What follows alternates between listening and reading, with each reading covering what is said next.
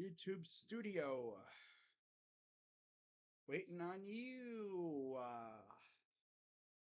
Let's go.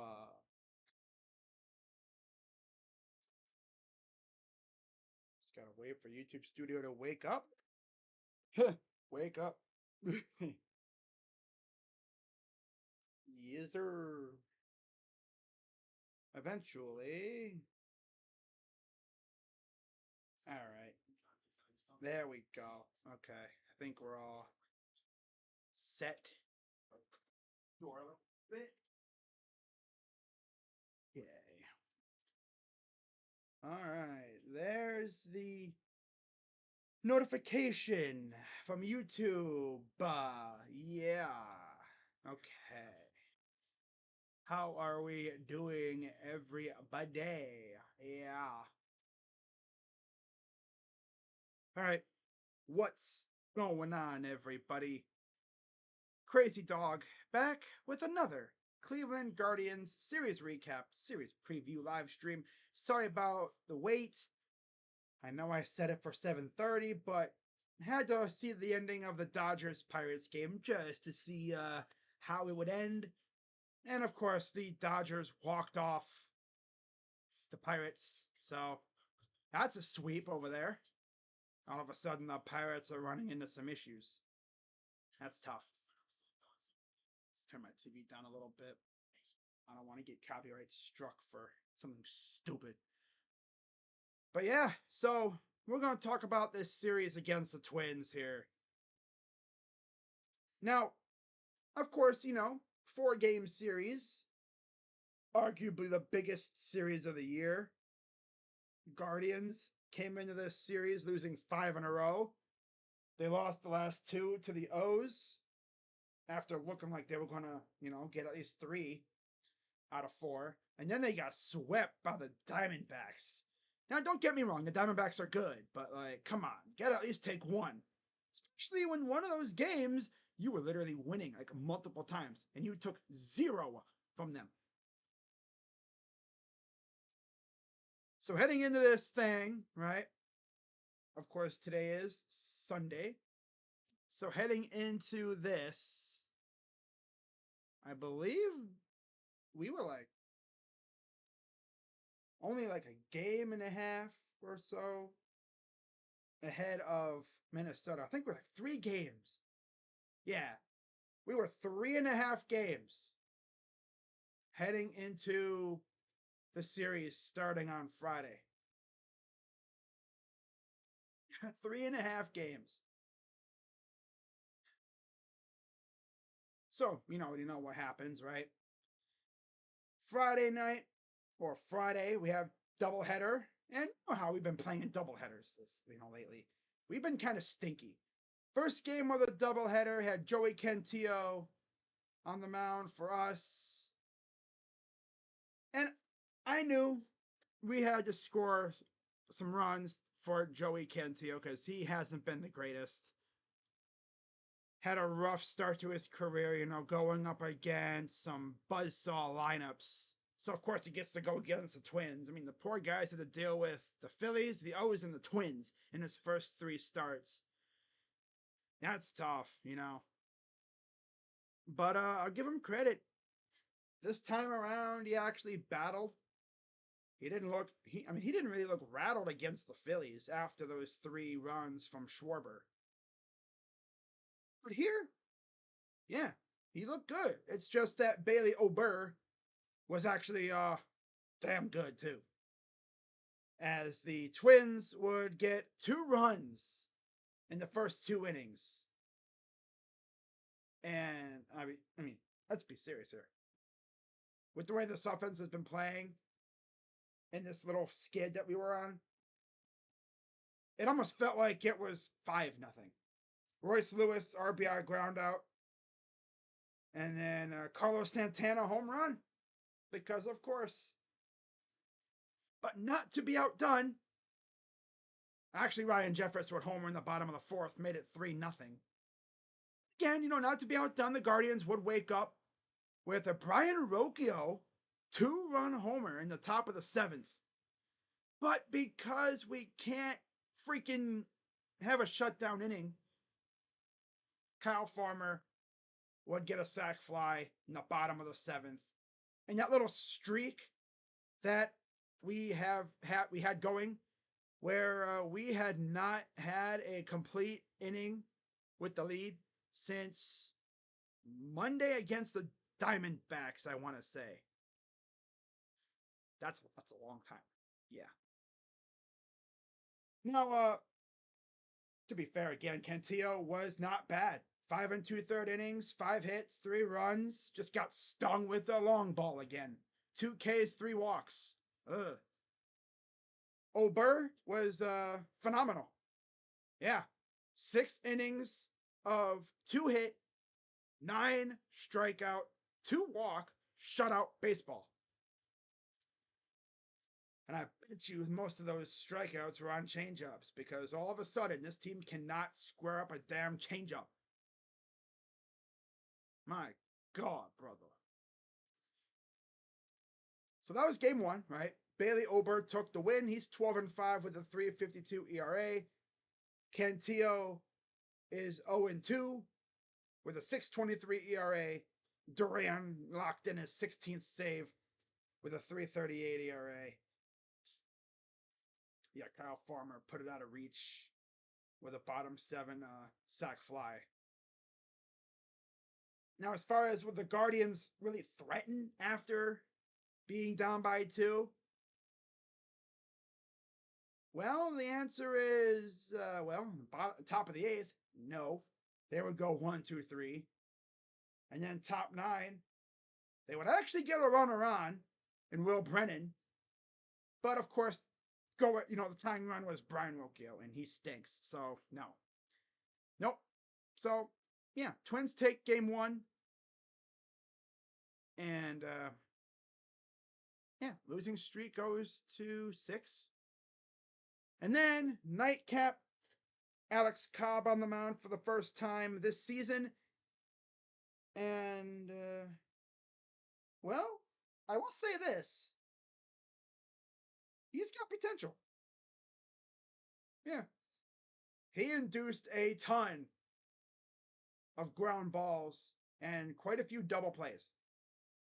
Should have had a couple more, but, defense derping really didn't help. 2 errors in this game. But as usual, the Guardians would be trailing as the Twins once again scored 2 runs in the first 2 innings.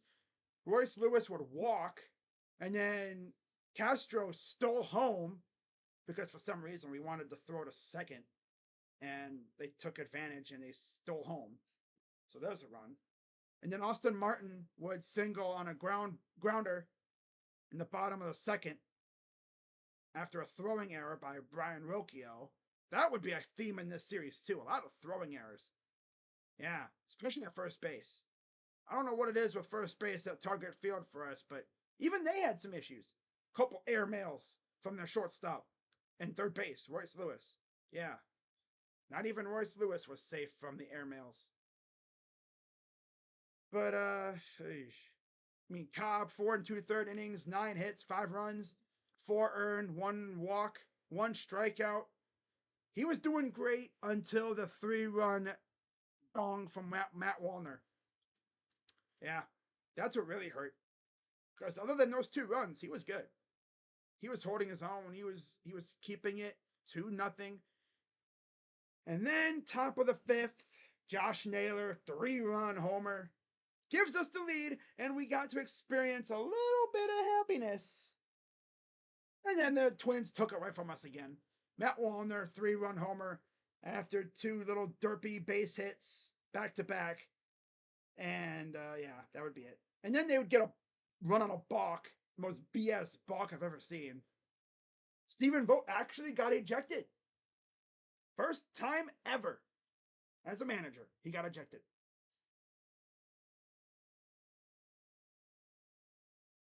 Not bad. Now, Louis Varland, 4 and 2/3 innings out of him. 8 hits, 3 runs, 4 Ks, and a homer. We just couldn't take advantage of anything. It was bad. Left a lot of runners on. In fact, do I dare look and see how many runners we left on base? Team runner in scoring position, 1 for 4. Left on base, 7. Yeah, of course. So at the end, Sands got the win. He's 6-1 with a 3.19 ERA. Cobb took the loss, 7.71 ERA. And Richards got his first save as a Twin, 4.82 ERA. So yeah, not a great start, but 7 losses in a row. Guardians fans were about ready to essentially jump off the cliff, as you say. As you could say, you know, they were almost done with it, man. Like, the Twins were literally on our back bumper, ready to pass us for the division lead. Had we lost last night, it would have been a 1/2 game lead. Half a game. 0.5. But you know what? We had the big rig on the mound. And nobody passes a big rig. At least, you know, unless you know what you're doing. But this big rig is not one to pass, as he made sure to have arguably his best outing of the year, without a doubt. He's starting to find it, and I love it. Gavin would go out there, 6 innings of 4 hit, 1 run, 3K, 0 walk baseball. That's what I'm talking about. He would shove like I ain't seen a pitcher shove in a few weeks, actually. Maybe since Bibby's last start. Yeah. Before, of course, he started kind of wearing down, but yeah, Gavin was phenomenal. They could not hit him much at all. 4 hits the entire game. Phenomenal stuff. Simeon Woods Richardson was on the mound for the Twins. He went 7 innings, 4 hits, 2 runs, 7 Ks, 2 homers allowed. The first home run came on the second pitch of the game. People were just settling into their seats. Well, actually, no, I think by then people were already in their seats because they had this big ass freaking Hall of Fame induction thing going on. So by that time, people were probably sitting there like, come on, can we get this game going already?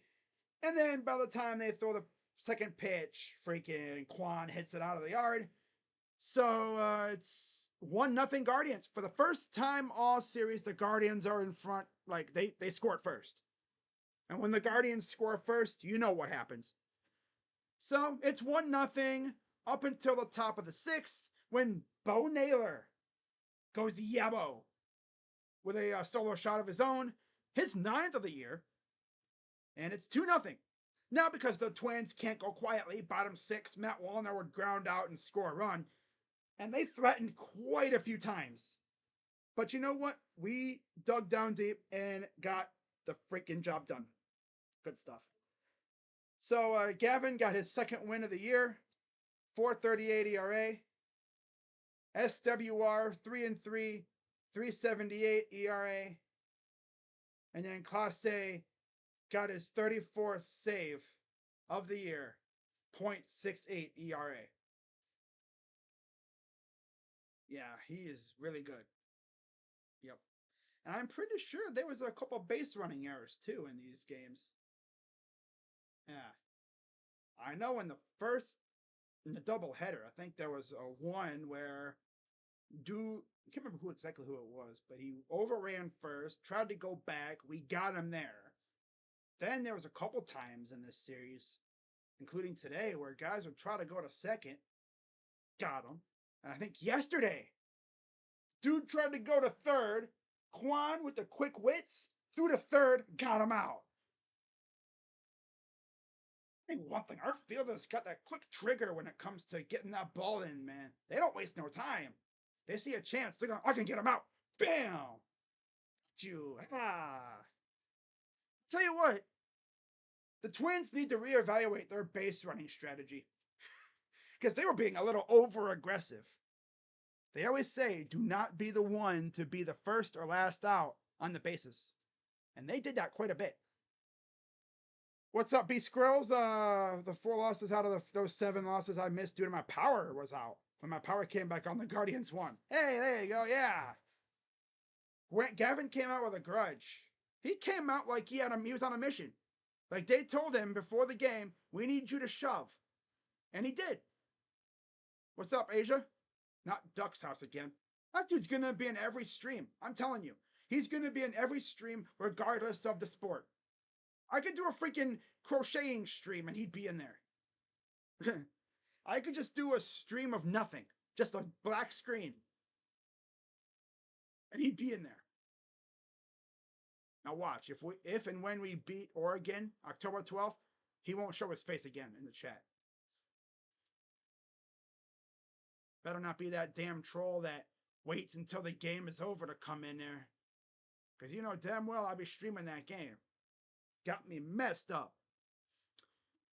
So, with this win, we actually knocked the lead back up to 2.5. Huge win for the Guardians, though. They needed this. It avoids the sweep, and it gives them a chance for the split today. You know, Gavin got that second win. Huge for him. In his 2 wins, he essentially shoved. He's getting more and more comfortable. And I love to see it. Just need the offense to freaking give him some more runs, man. Speaking of runs, though, today.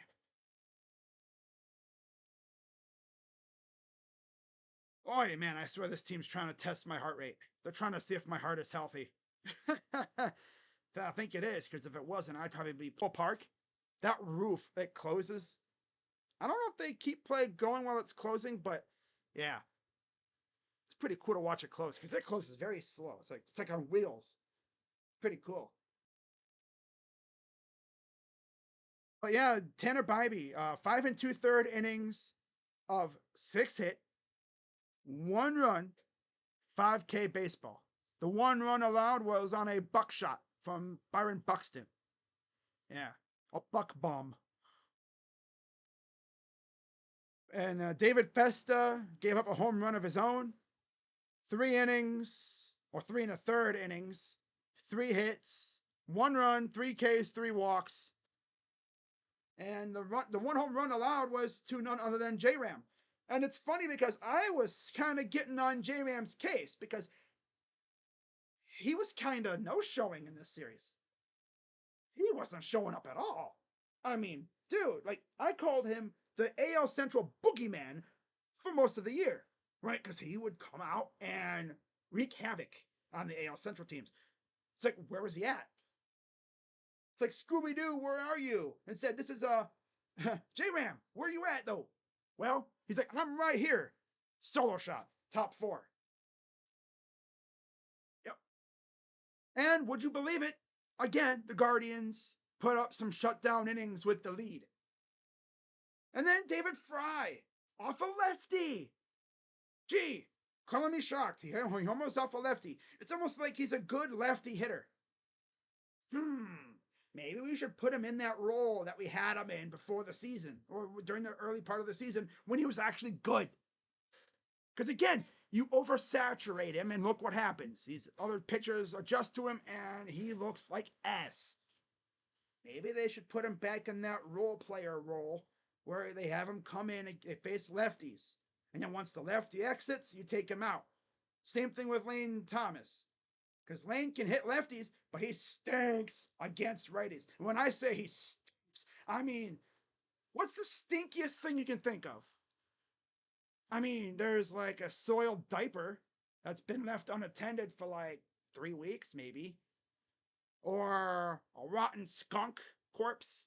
I mean, a dump, a burning dump, like not poo. I'm talking about a trash dump. That's been maybe burning tires. I don't know, but it was, God, putrid. It makes your eyes bleed when you look at his stat line since he came here facing righties. And for some reason, Stephen Vogt's probably like, you'll get out of it. Yeah, okay. He was just doing so well in Washington. Luckily, his batting average really hasn't dropped below the Mendoza line yet. But it probably will if given a chance. They brought him in as a pinch runner. So that's cool. And then David Fry, for some reason, decided, I'm a bunt. Like, dude, you just hit a solo shot off. I mean, it was off a lefty. That's what you should. That tells you all you should know about his thoughts about hitting against the righty. He would rather bunt than try to get a hit and do some damage. Wound up being a double play. I would at least try and hit it to the outfield, get a sac fly on that, you know. But oh well. But not to be outdone though, the offense still woke up at one point as the top of the sixth, David Fry would homer, and then Brian Rocchio would single on a broken bat blooper to right. Love that, the triple B, the broken bat blooper. Yeah. And then Stephen Kwan would hit a ground ball into the gap and left. And then Will Brennan was like, oh, that's cool. Let me do this. Let me hit a little line drive to center field. And they would gain a 4-run lead. And then for some reason, you know, Stephen Vogt decided to overmanage the crap out of the bottom of the bullpen. He brought in Cade Smith for Tanner, right? Tanner was on his way to going 6, but then they brought in Cade. Cade goes an inning. Cool. Take him out with 2 outs. Gaddis comes in, gets 3 or whatever. Take him out with 2 outs in the next inning. You bring in Nick Sandlin, and as you'd expect, he gives up a home run. 2-run shot. That pissed me off. That really pissed me off. Like, Sandlin is the one guy you should not even think about putting there. I wouldn't have been mad with Barlow. Right? I would not have been mad with Barlow. He's got good stuff. You bring in Barlow in a 4-run game, because he probably gets the job done with his pitches. Right? He probably gets the job done. And we still have a 4-run lead, and I'm not stressing the 9th. But instead, here comes Sandlin, doink, and Byron Buxton is now cut it to a 2-run lead.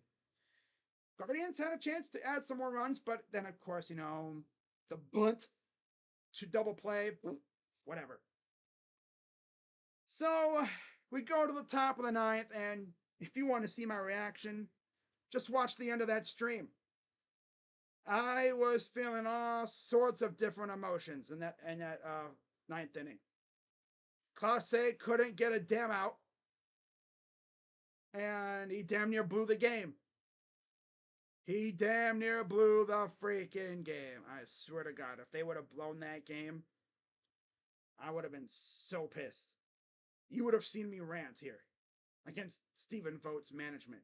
Because, my God, what are you doing, fam? Gave up a single to Kepler, walked Kyle Farmer, huh? And then Christian Vasquez singled. And just like that, bases are loaded. Nobody out. Top of the order up. Like, are they trying to kill me? Are they trying to make my heart jump out of my chest? My heart literally jumps out of my chest like a chest burster in the Alien franchise with a suitcase and a hat and says, here, bro, this is too much for me. See ya. And then a bus rolls up, heart jumps in and takes off. On some Fairly Odd Parents or some cartoon type thing. Say, see you later. I'm out of here. Y'all too much. And then hops in a bus and takes off.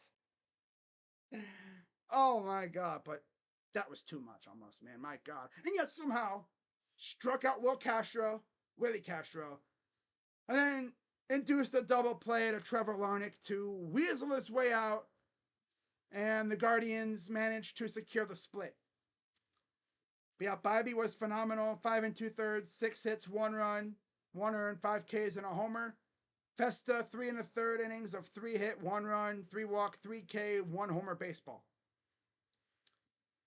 And then Theobald came in there and gave up 3 more runs of his own. We got 1 off of Sands, and then that was really it.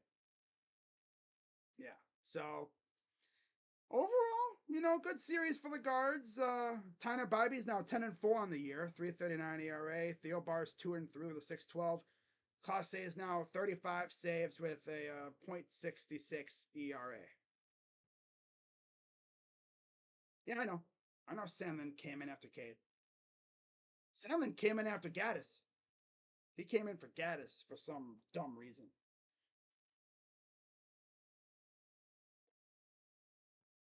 It's like we got this dude the lead, and he starts to overmanage like crazy for no reason. It's like, fam, there is no reason to be overmanaging like this. Not at all. But hey, we gotta win, so he avoids my pure venom at this point. Still don't like how some of the things he did, though. But hey, can't say they weren't rested. After all, this loser freaking hunted like 3 straight games. We could have won at least one more against the O's, and then at least taken one against the D-backs if, Captain Punts a lot would just let the big arms go out there and keep it a 1 or 2 run deficit and see what the offense can do. He had no faith. That's my only thing. He had no faith. He was like, yep, we're done. Down by 1 with the middle of the order, with the heart of the order coming up. J-Ram coming up. No, I'm done. That one still pisses me off. That really pisses me off. Because he kept Curry out in that game. You know which game I'm talking about. He kept Curry in the game, gave up 4 runs. What happens the very next inning? Half inning. Boink. 2-run shot for J-Ram. That was the O's game. We were down 3-2 in the 8th. They kept Curry in for some reason. And gave up 4. We scored 2. That was it. I remember earlier in the year, people were getting on the usage of Clase, like, bro, they're gonna take his arm off, man. He's pitching way too much. How many times has he pitched? Like, lately? Let me look, actually. I'm gonna look. I think he's pitched, I think, yesterday. Yesterday was his first save since the 28th against Philly. After that, he pitched, I think, 1 game, and that was against Arizona. Now it's just to set us up for extras, I think it was, or a walk-off, or whatever. I'm looking at his pitching log right now just to see like how often he pitched. Yeah, 7 games in the last 7. 4 saves. But he hasn't pitched in a while. Yeah, here we go. So he pitched against Arizona on the 5th. And then he pitched against Minnesota the past 2 days.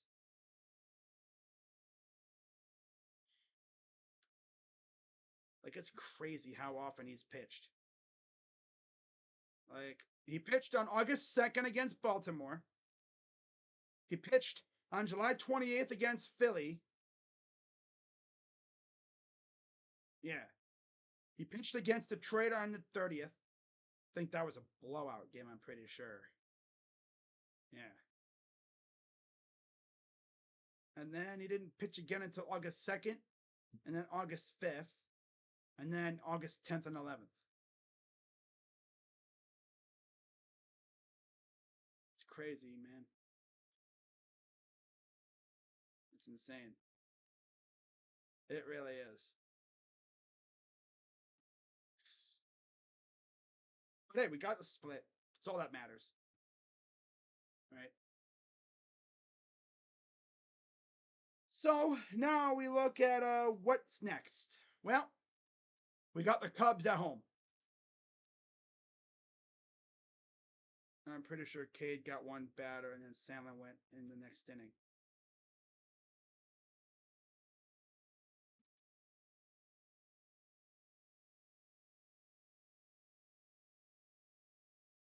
I don't know. It was crazy stuff from Vogt lately. So we're going to talk about tomorrow's game here. Guardians face the Cubs. Twins face Kansas City. Lopez against Singer. We got Imanaga versus Lively. Should be a good matchup. You know, Imanaga, I streamed him earlier this year against the Mets. The Mets absolutely kicked his ass. We saw that game. That was when JD Martinez had the grand slam or whatever, and they unloaded on Shota Imanaga. Now, looking at their last couple outings, obviously we've never faced Shota before. But against Lively, Bellinger has a homer with 3 RBIs and 3 at bats, batting 1,000. So he's 3 for 3. And then Swanson, damn near batting 500. He's at 429 with 2 homers, 5 RBIs. And then Talkman has a homer with 3 RBIs. Overall, Imanaga 9-2, 3.06 ERA, 128 Ks. Ben Lively 10-7, 3.59 ERA, 92 Ks. Shota in his last 3 starts. Oh God, the Cardinals beat him up pretty damn good. 10 hits, 4 runs, 7 Ks on August 1st. Before that, against Kansas City, he was all right. 5 2/3 innings, 6 hits, 3 runs, 3 Ks. 3 Ks. And it's 5 2/3. Against St. Louis on August 1st, 6 2/3. 10 hits, 4 runs allowed, 7 Ks, no decision. Then he got a win against Minnesota on the 6th in his last start. 7 innings of 2 hit, 2 run, 1 walk, 10 strikeout baseball. My God, talk about shoving. He shoved them in a closet and slammed the door in their face and locked it. Damn. And Lively, of course, he's 2-1 in his last 3. He shoved against Philly and Baltimore and then got beat up by Arizona. Yeah, that's logical, right? He went 6 innings apiece against Baltimore and Philly, gave up 3 hits against Philly, 4 against Baltimore. He allowed 3 combined runs against Philly and Baltimore, 2 very good offenses, and then gave up 4 against Arizona. Of course he did. Of course. 2 walks against Philly, 1 walk against Baltimore, and then 6 Ks against Philly and 4 against Baltimore. So, yeah, Arizona beat him up pretty good. We'll see how he does against Chicago. Now, after Ben Lively, we get to see Matthew Boyd. Now, obviously, Boyd will be making his season debut. Overall, he's solid. I mean, he's coming off a start in AAA where he looked like an ace. Like, he had that stuff. He's like, yup, he's ready. I could just see the manager, the bullpen coach in AAA, and Columbus down there like, he's ready. Yo, he's ready. He's ready. So, Matthew Boyd will go against Javier Assad, a righty for the Cubs, who's 5-3. And let's see how he's done. Obviously, I'm not going to look at Boyd because he hasn't pitched this year, obviously. Assad against the Guardians. Well, they haven't done anything. Yeah, they faced him 1 time, mostly. And only 1 guy has a hit, and it's Jose Ramirez. Wow. 5-3, 3.24 ERA, 90 Ks for Assad. And his last 3 starts, he's 1-0 against Kansas City. He went 6 innings, 5 hits, 3 runs, 1 walk, 5 Ks. Back-to-back no decisions against St. Louis and Minnesota. He went 4 innings apiece in those games. 4 hits against St. Louis, 3 against Minnesota. 1 run allowed against St. Louis, 2 against Minnesota. 3 walks against St. Louis, 2 against Minnesota. And then 3 Ks against St. Louis, 1 against Minnesota. So, we can definitely get to this guy. Against Kansas City, though, he went 6 innings, 5 hits, 3 runs, 1 walk, 5 Ks. So, he got the win. Now, Ben Lively, of course. No, I'm not. Matthew Boyd. What am I talking about? Ben Lively. What? Matthew Boyd, obviously, I don't know how he's done against these guys. I'm not really looking at that stuff anymore because it's irrelevant. because things change, as we know. I just want to see how the lefty looks, right? That'll be fun. And then to wrap it all up, it'll be Alex Cobb on the mound for the Guardians, going against I think Jameson Taillon. That'll be interesting. Taillon, 8-6, 3.50 ERA. Alex Cobb coming off his first start of the year. Well, he only had one strikeout, 0-1 with a 7.71 ERA. Taillon, 8-6, 3.50 ERA, 90 Ks. Against Taillon, Jimenez has a homer with 2 RBIs. Fry has an RBI. Lane Thomas, 2 homers and 4 RBIs. J-Ram's batting 100. That's like what, 1 for 10 against Taillon? Ugh, that's yeah, that's those two are the best. Fry and Jimenez. Who would have thought? In Lane, of course. Now against Cobb, Wisdom has a home run and an RBI, and that's it. Yeah, that's it. So should be a fun series. The Cubs are 1 game under 500, third in the NL Central. And of course, we all know about the Guardians, 20 games over, first place in the Central. Should be a very fun series. In terms of what games I'll be streaming. Oh, by the way, Taillon, I almost forgot. Gotta look and see how Taillon is done. I'll be streaming the Boyd start for sure. And I'm probably going to stream tomorrow. Although, honestly, I might just stream the Boyd start. Yeah. I'm probably going to wind up just streaming the Boyd start, I think. But, you know, it could change. I want to see how Ben does if I don't stream him. Now, for Taillon, he's 1-1 in his last 3. Safe to say teams have gotten to him. Against Cincinnati back on the 29th, he went 4 1/3, 6 hits, 6 runs, 1 walk, 4 Ks against that good Reds lineup. And then against St. Louis, took a no decision, 6 innings of 6 hit, 1 run, 4K baseball. And then against the White Sox, for some reason, they just destroyed him, but they still won on the 9th. So 5 innings, 9 hit, 5 run, 4K baseball. And they still win. Gotta love it. So again, this should be an interesting series. And hopefully the Guardians at least take 2 out of 3. I mean, I want to sweep, right? Sorry, Josh from the Sports Fury, but I gotta sweep y'all. We gotta sweep y'all. And then hope that the Minnesota Twins and the Royals, I don't know, I don't really care what they do. Honestly, yeah, I mean, no matter what, we should be able to benefit. We should benefit, I think, but who knows? So that is going to wrap it up, and then we have an off day, which will be needed, because then on Friday we start a series. Where are we at? Oh, against Milwaukee. Oh my God, we got to face Milwaukee after? Oh, hell no. Oh, hell no. But on the bright side, we get Gavin. Yeah. We get Gavin, Bybee, and Lively. Oh, that's a banger. Gavin, Bybee, and Lively, I think, right? Look at this catch by Rosarena. Damn, son. All out diving catch in left field. That dude crazy, man. He should have been a Guardian, man. You mean to tell me we couldn't offer more than the Mariners? Or did the Mariners just like?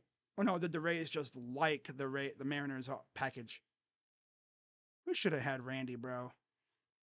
Him, Quan. Oh my God, that would have been showtime. For real. Oh well. So let me know what you guys think about this series against the Cubs. And yeah, that's all I got. So that's going to wrap it up for this one, ladies and gents. Shout out to everyone who came through, keeping this nice and short for y'all. Less than an hour.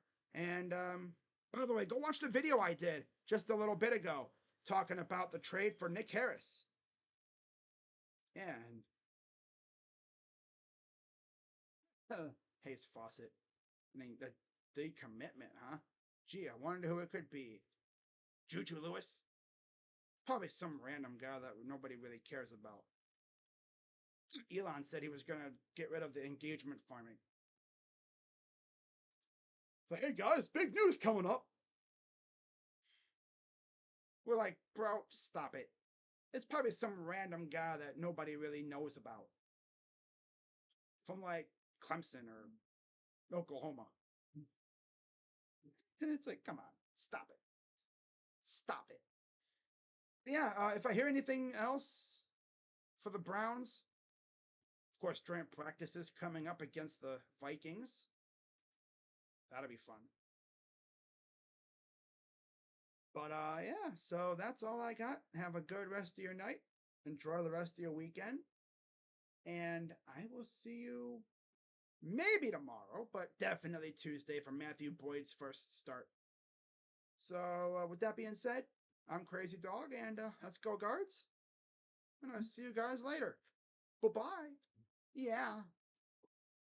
But yeah, sorry, Josh. What did they say in Pirates of the Caribbean? Right? It's not personal, it's just business. Yeah. I think we're going to take at least two of three.